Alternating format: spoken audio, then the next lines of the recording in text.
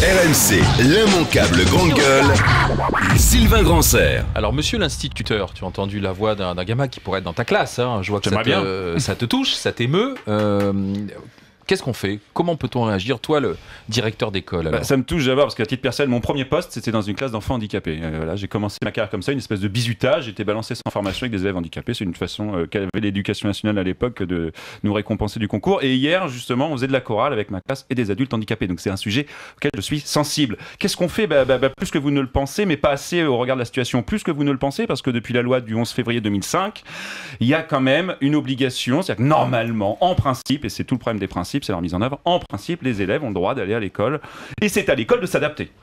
Donc ça passe par le recrutement d'AVS, des auxiliaires de vie scolaire. Encore faut-il, comme l'a dit Olivia, les recruter. Il faut trouver des gens qui aient le niveau, qui soient compétents, qui puissent se libérer. C'est mal payé, c'est 21 heures la semaine. Normalement, il y a une formation, elle est rarement dispensée. Mais quand même, pour un tout petit peu défendre ce qui s'est fait au ministère, de gauche comme de droite ces dernières années, je vous signale qu'aujourd'hui, les 2 tiers des enfants handicapés en France sont scolarisés. Mais vous allez me dire, il reste un tiers à la porte, c'est pas normal. Attention, les enfants handicapés, c'est pas les enfants autistes. Hein, c'est le parent pauvre. C'est 20% seulement, voilà, je crois. C'est vraiment particulier. C'est le parent pauvre du handicap. Je lisais ce matin une hausse de 33% de la scolarisation des enfants handicapés depuis cette loi. Maintenant, juste 2 secondes, Olivia. Mettez-vous un tout petit peu de l'autre côté, de mon côté. Mais vous le savez si vous êtes venu. Ouais. Mais d'abord, je pense que mes collègues ont peur. Elles ont peur, elles ou il, mais c'est parce qu'on est féminisé à plus de 80%. Et elles sont effrayées parce qu'on est mis devant notre incompétence. Depuis cette loi de février 2005, qui a 9 ans, elle a 9 ans cette loi, à votre avis, j'ai eu combien de temps de formation consacrée à l'accueil des enfants handicapés?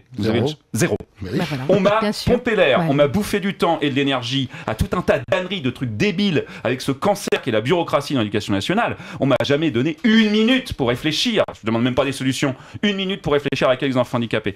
Et effectivement, on se retrouve dans cette situation de peur. Donc mes collègues qui ont 25, 30 élèves, et puis c'est compliqué. Nous, vous savez, madame, on fait du prêt-à-porter, on fait pas du sur-mesure, et d'un seul coup, on est face à des tas de gens qui nous disent, mais mon enfant, il est comme ça. RMC, l'immanquable grande gueule.